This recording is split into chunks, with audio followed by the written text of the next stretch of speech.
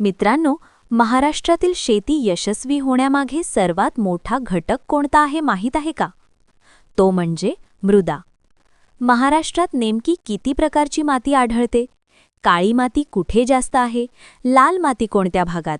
आणि स्पर्धा परीक्षांमध्ये यावर नेमके कोणते प्रश्न विचारले जातात? या सर्व प्रश्नांची सोपी आणि परिपूर्ण उत्तरे आजच्या या व्हिडिओमध्ये मिळणार आहेत. म्हणून व्हिडिओ शेवटपर्यंत नक्की बघा. नमस्कार. चला आज आपण एका वेगळ्याच प्रवासाला निघूया. महाराष्ट्राच्या जमिनीच्या आत खोलवर. आज आपण महाराष्ट्रातल्या वेगवेगळ्या प्रकारच्या मातीबद्दल जाणून घेणार आहोत आणि हीच माती आपल्या राज्याची ओळख कशी घडवते हे समजून घेणार आहोत. तर मग आज आपण काय काय बघणार आहोत? आधी तर माती नक्की तयार कशी होते हे पाहू. मग महाराष्ट्राला ओळख देणाऱ्या काळ्या, जांभ्या, गाळाच्या आणि तांबड्या मृदेबद्दल बोलू आणि शेवटी या सगळ्यामुळे महाराष्ट्राची शेती कशी घडलीये ते पाहू. चला तर अगदी मुळापासून सुरुवात करूया.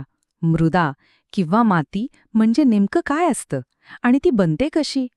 समजा एका बाजूला आहे खडकाची बारीक भुकटी आणि दुसऱ्या बाजूला आहे जीवनाने भरलेली सुपीक माती. काय वाटतं, या दोन्हींमध्ये नेमका काय फरक असतो? हा प्रश्न खूप सोपा वाटतो, पण याचं उत्तरच सगळं काही आहे. तर खरी गंमत ही आहे की माती म्हणजे फक्त खडकाचा भुगा नाही, त्यातला सगळ्यात महत्वाचा म्हणजे जीव देणारा घटक असतो, तो म्हणजे सेंद्रिय घटक. म्हणजे काय, तर कुजलेली पानं, मुळं आणि इतर जीवजंतू. ह्याच गोष्टींमुळे माती जिवंत आणि सुपीक बनते. आता बघा, ही काही एका दिवसाची गोष्ट नाहीये. आधी मूळ खडक असतो, मग ऊन, वारा, पावसामुळे तो झिजतो, फुटतो. त्यात हळूहळू सेंद्रिय घटक मिसळतात आणि मग हजारो वर्ष जावी लागतात फक्त काही सेंटीमीटर मातीचा थर बनायला. म्हणजे वेळ हा इथला खूप मोठा खेळाडू आहे. बरं, आता वळूया आपल्या महाराष्ट्राच्या सगळ्यात महत्त्वाच्या आणि मोठ्या प्रमाणावर पसरलेल्या मृदा प्रकाराकडे. ही माती एका खास गोष्टीसाठी खूप प्रसिद्ध आहे. या मातीची गोष्ट सुरू होते थेट ज्वालामुखीतून. लाखो वर्षांपूर्वी दख्खनच्या पठारावर जो लाव्हारस पसरला तो थंड होऊन बेसॉल्ट खडक बनला आणि ह्याच खडकापासून ही काळी माती तयार झाली आहे. आता ही जी काळी माती आहे ना, जिला रेगूर मृदा असंही म्हणतात, तिचे काही खास गुण आहेत. ती पाणी खूप छान धरून ठेवते, ओली झाली की एकदम चिकट होते आणि गंमत म्हणजे उन्हाळ्यात ती सुकली की तिला मोठमोठ्या भेगा पडतात, ज्यामुळे जमिनीत हवा आतपर्यंत जाते. आणि म्हणूनच एक गोष्ट अगदी पक्की लक्षात ठेवायची, काळी माती म्हणजे कापूस. पाणी धरून ठेवण्याच्या तिच्या या गुणामुळेच ती कापसासाठी सर्वोत्तम आहे. इतकी की तिला काळी कापसाची मृदा म्हणूनच ओळखलं जातं.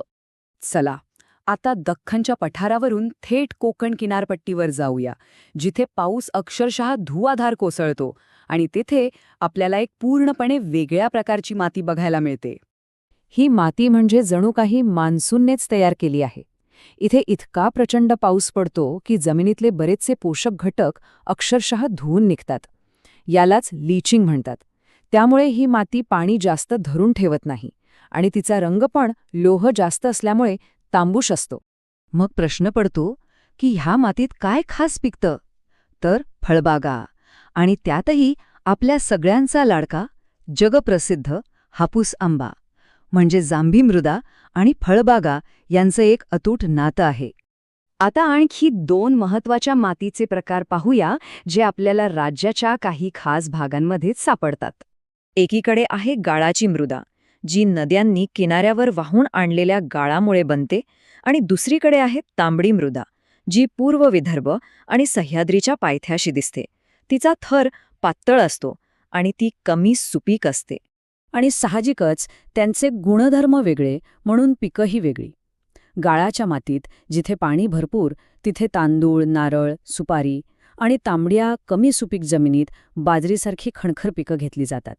तर आत्तापर्यंत आपण जे काही पाहिलं ते सगळं एकत्र करून पाहूया की या वेगवेगळ्या प्रकारच्या मातीमुळे महाराष्ट्राची शेती कशी आणि किती विविधतेने नटलेली आहे. हा तक्ता बघा, सगळं चित्र एकदम स्पष्ट होतंय, नाही का?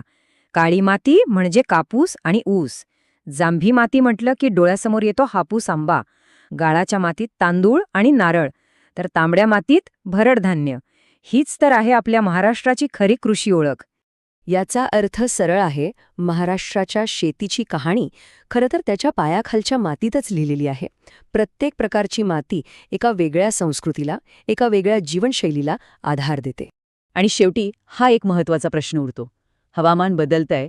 या बदलाचा आपल्या या हजारो वर्षांपासून बनलेल्या मातीवर आणि त्यावर अवलंबून असलेल्या शेतीवर नेमका काय परिणाम होईल? हा विचार करायला लावणारा प्रश्न आहे, नाही का?